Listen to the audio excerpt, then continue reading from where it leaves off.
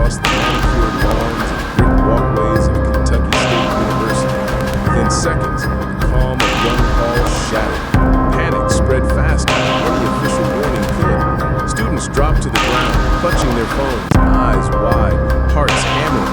Some ran blindly through the corridors, while others dove under desks and benches, whispering frantic prayers.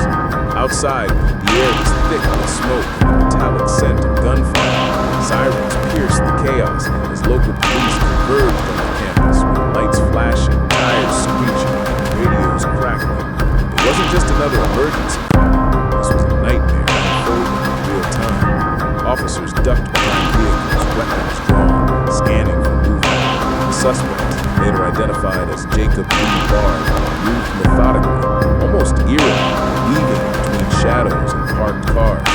Inside the dorms, investigators would later find signs of struggle, a chair overturned, books scattered across the hallway, a backpack ripped open, its contents spilled like breadcrumbs leading to a terrifying trail. 2 students, caught in the crossfire, lay on the cold, hard concrete. One was motionless, the other barely conscious, blood soaking through his sleeve. A friend's desperate scream filled the hallway. "Call 911! Someone help them!" Detectives arrived and cordoned off the area.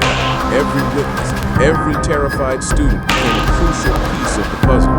Officers spoke in clipped tones over radios, coordinating the response with a precision that contrasted the chaos around them. Yet even as they moved in, Bard was already gone, slipping through alleys, ducking in the shadows, leaving fear in his wake. The campus became a labyrinth of terror, each building a potential trap, every corner a possible ambush.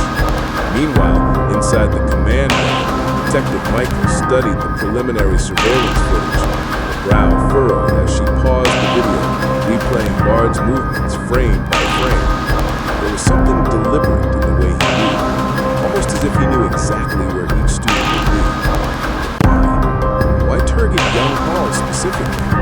Nothing in his background suggested a personal connection to the university, yet his actions screamed vengeance, or at least obsession. Then came the call that changed everything. A maintenance worker had discovered a crumpled notebook tucked behind the vending machines in the basement corridor. Its pages were filled with scribbles, cryptic messages, angry missives, and a date circled repeatedly, December 9th, 2025. Detective Michael's heart skipped a beat. This wasn't random. Someone had planned this. Someone had studied the routines, the schedules, the patterns, and now a chilling realization settled in. The worst was only beginning. Because when the officers pried open the maintenance closet, a small, locked room that no one had thought to check, they found something that made every stomach in the command van turn to ice. Something that would unravel everything they thought they knew about Bard, his motive, the quiet campus they thought was safe.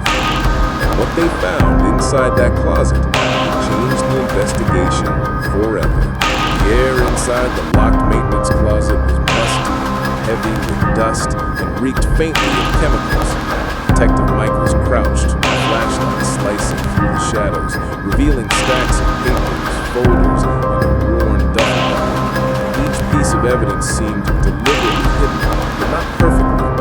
Whoever Bard was, he wanted them found, but only after the initial shock had passed. Inside the duffel, Detective Michaels found a series of photographs. At first glance, they were ordinary campus snapshots. Students walking to class, groups laughing outside the library, football practice in the fading light. But a closer look sent a chill down her spine. Each photo had one thing in common. Bard had circled a specific person in red ink. One of those circled students was the one now lying critically injured in a hospital gurney. It wasn't random. Bard had a target, and he had been watching them for weeks, maybe months. Why? What grudge could justify this violence? Meanwhile, on the campus perimeter, SWAT units combed the surrounding area. Officers interviewed panicked students and faculty, but most were too shaken to recall precise details. One student, trembling, mentioned a shadowy figure who had been lurking near young Hall over the past week. Others reported hearing strange whispered threats over social media, anonymous messages warning that something bad was coming. No one had taken them seriously until now. Back in the command van, Detective Michaels laid out the evidence on the table. A pattern began to emerge. Bard wasn't just a random shooter. He was meticulous, organized, and driven by a personal vendetta. The notebook contained references to past grievances, names of campus staff, and even locations of security cameras. One passage stood out. They will see. They'll all pay for what they did. It wasn't just anger. It was obsession. Then came the phone call that set the team into overdrive. The university IT department had traced Bard's digital footprint. He had accessed private student emails, hacked into campus security systems, and even manipulated library access logs to avoid detection. Everything about him screamed premeditation. This wasn't a crime of opportunity, it was a calculated streak. The investigation deepened as detectives uncovered Bard's past. A man in his late 40s, divorced, with a history of minor confrontations and a mounting sense of resentment toward institutions he blamed for personal failures. He had no prior record of violent crimes, but all signs pointed to a breaking point, a moment where obsession transformed into deadly action. As the day wore on, Bard's capture became a race against time. Surveillance footage showed him slipping into a secluded alley near campus, blending with shadows and disappearing from view. Officers fanned out, checking cars, alleys, and side streets. Each corner turned heightened the tension, the sense that Bard could strike again, anywhere, anytime. Then a break in the case. Security footage revealed him carrying a second duffel bag, identical to the one found in the maintenance closet. It had been dropped and retrieved, but no one knew where it went next. The team realized the horrifying truth. Bard had planned for contingencies. There might be more victims, more evidence, more chaos waiting to be unleashed. And as Detective Michaels reviewed the final frames of the last video, her stomach sank. A figure moved silently in the shadows. Someone else, someone Bard had been working with, or perhaps someone entirely unexpected. The camera caught a fleeting glimpse of a mask, and beneath it, eyes cold, calculating, waiting. The investigation had just turned on its head.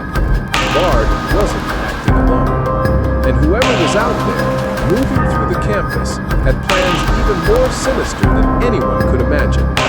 Because when Michaels traced the second duffel bag to its hiding place, what they discovered would make them question everything about the suspect, the victims, and the safe world they thought they knew. Detective Michaels and her team moved cautiously through the abandoned warehouse on the outskirts of Frankfurt. The tip had come in hours earlier. A local resident spotted Bard's van parked behind the rusted structure, lights dim, doors locked. Inside, the air was thick with tension, dust motes dancing in shafts of fading sunlight. Every creak of the floorboards echoed like a gunshot. Bard wasn't alone. The figure seen on the surveillance footage was waiting, crouched in the shadows, a mask partially concealing their face. Michael's heart pounded as she realized the scope of the plan. Bard had recruited someone who shared his hatred, his obsession, someone who had been silent, invisible, and now ready to complete the deadly agenda. "Freeze!" an officer yelled. Guns were drawn, voices sharp, cutting through the silence. The masked accomplice stepped forward, and in a shocking reveal, it was someone no one expected, a trusted campus staff member, someone who had worked in security for years, someone students and faculty relied on every day. Betrayal stung like ice. How had they not seen it coming? Bard's eyes, cold and calculating, flicked between Michaels and his partner in crime. "You think you understand, but you don't," he hissed. "They deserve everything that's coming." His voice was calm, terrifyingly composed, like a conductor orchestrating a symphony of chaos. Negotiations began, tense and measured. The officers tried reasoning, pleading for surrender. Every second dragged, every footstep echoed, every breath was a countdown. The hidden duffel bag had been located.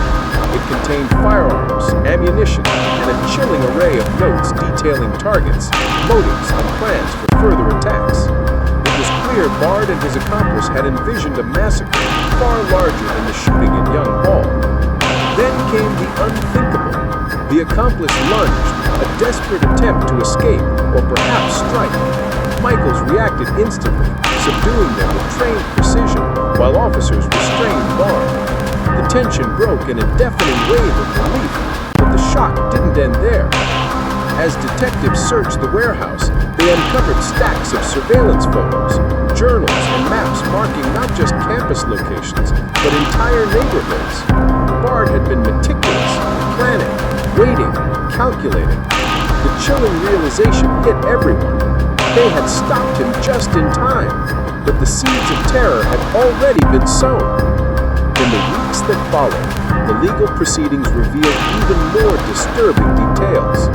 Bard had harbored a long-standing grudge against the institution, blaming its administration and some students for past personal failures. The accomplice, too, had grievances hidden behind a facade of loyalty and trust. Motive and opportunity converged in a deadly, unpredictable collision. The community struggled to heal. Students returned to campus with lingering fear, counselors provided support, and memorials were held for the student who had lost their life. But the haunting truth lingered. Even in a place meant for learning and safety, darkness could seep through the cracks, hidden behind familiar faces.